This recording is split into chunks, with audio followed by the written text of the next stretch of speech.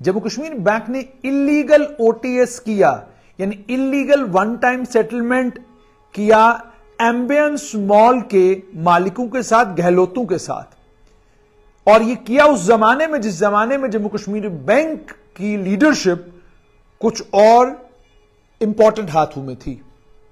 उसके नतीजे में एंटी करप्शन ब्यूरो ने पहले एक मामला बनाया और आज उसी के चलते एनफोर्समेंट डायरेक्टरेट ने एम्बियंस ग्रुप को बैंक फ्रॉड मामले में एम्बियंस ग्रुप को लेकर उनका मल्टी स्टोरीड कमर्शियल कॉम्प्लेक्स जो 252 करोड़ रुपए का दिल्ली के शालीमार बाग इलाके में है, उस कमर्शियल कॉम्प्लेक्स को अटैच कर दिया है। इस इमोबल प्रॉपर्टी का नाम है एम्बियंस टावर और ये प्रॉपर्टी जो है एम्बियंस टावर्स प्राइवेट लिमिटेड के नाम पर है और ये फर्म जो है एम्बियंस ग्रुप की है, जिस ग्रुप के प्रमोटर का नाम राज सिंह गहलोत है। इसमें एक prevention of money laundering act के तहत एक प्रोविजनल ऑर्डर निकालना होता, वो ऑर्डर निकाला गया जिसमें एनफोर्समेंट डायरेक्टरेट ने कमर्शियल बिल्डिंग जो 252.17 करोड़ की है उसे अटैच किया है। और यहां आपको यह बताना जरूरी है कि यह मनी लॉन्ड्रिंग का मामला जो है उस एफआईआर और चार्जशीट से निकला जो एफआईआर जम्मू कश्मीर के एंटी करप्शन ब्यूरो ने फाइल की थी, जिसमें उन्हें यह पता चला था कि एक कंपनी अमन हॉस्पिटैलिटी प्राइवेट लिमिटेड के नाम पर अपने प्रमोटर गहलोत के जरिए इसे एक टर्म लोन फैसिलिटी सैंक्शन की गई 810 करोड़ की। इसमें बहुत सारे बैंक थे और उन तमाम बैंकों को लीड कर रहा था जम्मू कश्मीर बैंक, और यह पैसा इनको दिया गया था शाहदरा दिल्ली में एक होटल बनने जा रहा था, उस होटल के लिए इनको पैसा दिया गया था। यह जो पैसा था यह लोन अमाउंट एनपीए हुआ। एनपीए होने के बाद जब यह मामला बना तो इसकी पड़ताल हुई। पड़ताल में पता चला कि गहलोत ने ये जो लोन के फंड्स थे, ये लोन का जितना भी पैसा था अलग अलग बैंक के खातों के जरिए अपने रिश्तेदारों और एम्बियंस ग्रुप की जो कंपनीज थी उन कंपनियों में ट्रांसफर किया था। सिर्फ इतना ही नहीं कि उन्होंने फंड्स को डाइवर्ट किया, यह भी पता चला कि गहलोत ने मटेरियल भी अलग अलग प्रोजेक्ट साइट से एम्बियंस ग्रुप की ट्रांसफर किया था। और उसके बाद गहलोत को एनफोर्समेंट डायरेक्टरेट ने सितंबर 2021 में गिरफ्तार भी किया था। उनकी धर्मपत्नी शीला गहलोत और जो कंपनी के बाकी डायरेक्टर्स हैं एम्बियंस ग्रुप के, जिसमें अमित गहलोत हैं, शमशेर सिंह, पवन सिंह है, उन्हें भी चार्जशीट में नामजद किया गया था। इससे पहले 20.20 करोड़ के एसेट्स जो राज सिंह गहलोत के, उनके परिवार के लोगों के और एम्बियंस ग्रुप के नाम पर थे, उन्हें ईडी ने अटैच किया था। यह मामला क्या था? मामला बेसिकली यह था कि इससे पहले ईडी ने इस मामले में राजस्थान में 7 जगहों पर छापेमारी की थी।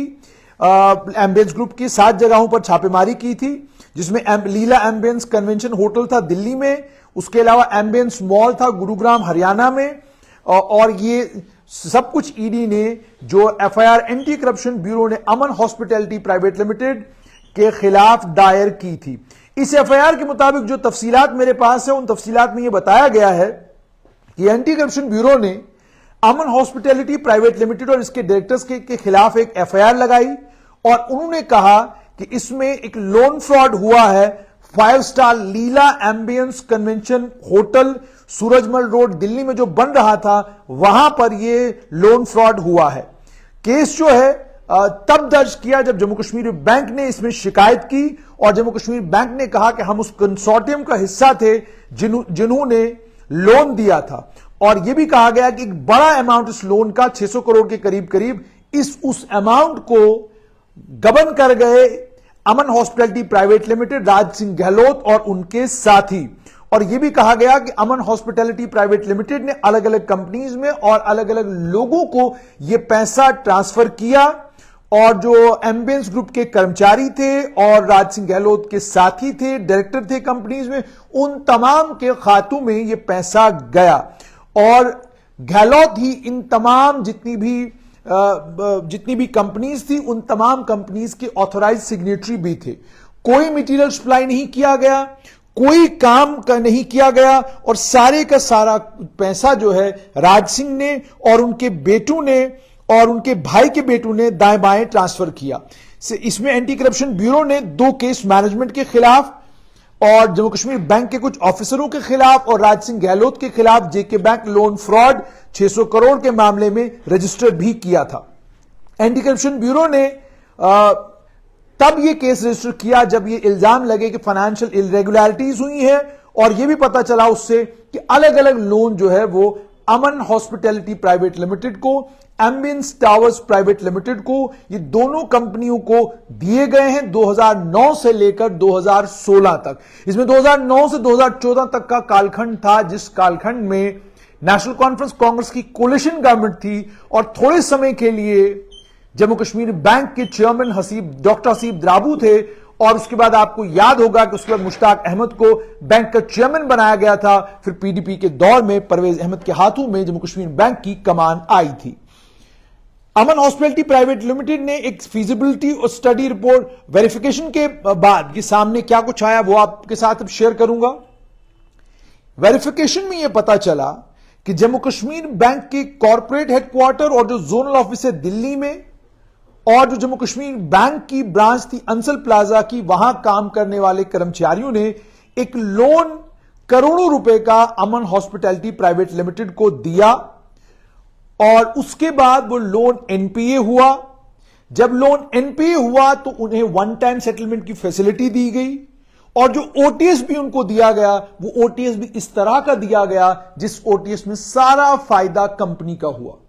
यानी आपने बैंक से 200 करोड़ से ज्यादा का लोन लिया, उस पर इंटरेस्ट भी चढ़ा, लेकिन जब लोन वापस करने की बारी आई तो आपको 128 करोड़ पर ओटीएस सेटल किया गया। यानी आप बैंक से 250 करोड़ से ज्यादा का लोन लेते हैं और जब वापसी की बारी आती है तो ओटीएस करने वाले साहिबान जो हैं वो 128 करोड़ की सुविधा जो है वो अमन हॉस्पिटैलिटी प्राइवेट लिमिटेड को देते हैं। क्या इस तरह की कोई सुविधा आम जनमानस को भी मिलती है? क्या इस तरह का ओटीएस कोई जम्मू कश्मीर बैंक का ब्रांच मैनेजर अगर किसी आम जनमानस के साथ करता है तो उसका ढोल नगाड़ा पूरे शहर में बजाता है कि नहीं बजाता है? बिल्कुल बजाता है। आगे चलिए।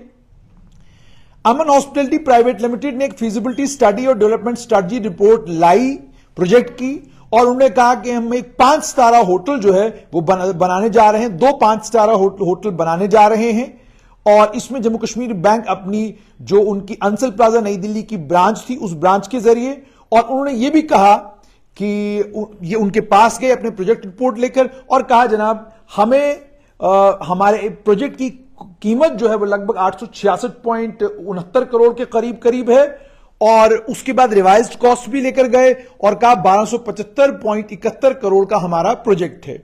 इस प्रोजेक्ट में से अमन हॉस्पिटैलिटी प्राइवेट लिमिटेड को 227 करोड़ का लोन जो है 2009 से लेकर 2013 तक दिया गया और उसके अलावा 15 crore as bank guarantee limit जो है वो भी इन्हें ये फैसिलिटी भी प्रोवाइड की गई और ये फैसिलिटी जम्मू कश्मीर बैंक की अंसल प्लाजा ब्रांच से दी गई और बाकी लोन जो था वो फर्म ने बाकी बैंकों से लिया। उसके बाद कंपनी जो है विलफुल डिफॉल्टर हो गई, यानी जानबूझ के डिफॉल्टर, उन्हें वो पैसा बैंक का वापस दे नहीं पाए, लोन अमाउंट रेगुलर इंटरवल्स पर वो किस्त नहीं भरने लगे। जम्मू कश्मीर बैंक ने क्या किया, एक फंडेड इंटरेस्ट टर्म लोन उनको दे दिया 47.21 करोड़ का 2014 में दोबारा से कंपनी को दे दिया।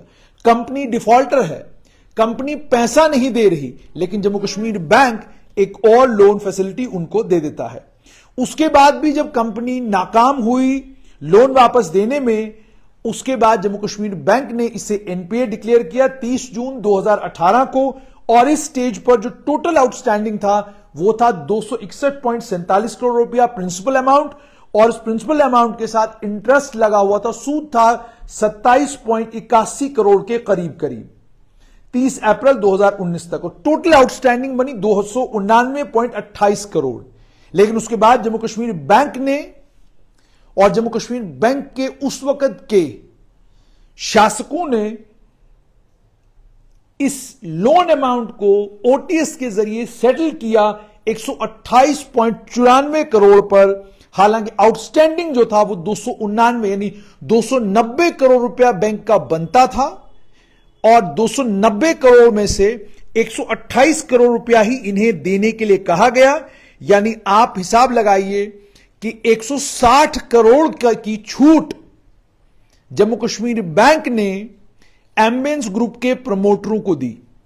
यानी आप अगर एक अच्छी फीजिबिलिटी रिपोर्ट तैयार करते हैं, आपका अगर एक अच्छा खासा बिजनेस का बैकग्राउंड है, तो उस अच्छे खासे बिजनेस बैकग्राउंड के चलते आप 160 करोड़ का चूना जम्मू कश्मीर बैंक को लगा सकते हैं और जम्मू कश्मीर बैंक हंसते हंसते आपसे वो अमाउंट ले लेगा जो अमाउंट तय हो जाएगा। यानी 128 करोड़ और आपका जो प्रिंसिपल अमाउंट है वो 261 करोड़ है। अगर आप उसी प्रिंसिपल अमाउंट को भी देखें तो प्रिंसिपल अमाउंट भी लगभग 133 करोड़ के करीब करीब प्रिंसिपल अमाउंट में भी छूट दी गई। ये छूट क्यों दी गई, ये जम्मू कश्मीर बैंक के उस वक्त के जिम्मेदारों को पता होगा। सरफेसी के तहत कार्रवाई क्यों नहीं की गई, वो भी नहीं हुआ। सरफेसी की कार्रवाई भी नहीं हुई और उस वजह से जो इलीगल ओटीएस इसको एम्बियंस ग्रुप को मिला, उसके बावजूद ओटीएस के बावजूद एक पैसा भी जम्मू कश्मीर बैंक इस मामले में रिकवर नहीं कर सका। यानी 290 रुपए में से भी 1 रुपया भी वापस रिकवर नहीं कर सके। इसी के चलते आज एनफोर्समेंट डायरेक्टरेट ने कुछ नहीं किया बल्कि एम्बियंस मॉल को अटैच कर दिया है और अटैचमेंट के ऑर्डर्स इशू कर दिए गए हैं। कार्रवाई अब हो रही है, लेकिन जम्मू कश्मीर बैंक को जो नुकसान उठाना पड़ा है, आप खुद अंदाजा लगा सकते हैं कि 2009 से लेकर 2013 तक लोन दिया जाता है, वो लोन डिफॉल्ट होता है और उसके बाद बैंक 130 करोड़ का ओटीएस देता है, 130 करोड़ छोड़ देता है। ऐसी फैसिलिटी और कहां मिलेगी। इसी के चलते जम्मू कश्मीर बैंक ने एंटी करप्शन ब्यूरो में शिकायत की, उसके बाद एफआईआर लॉन्च हुई और आज एनफोर्समेंट डायरेक्टरेट ने अटैच की है प्रॉपर्टीज।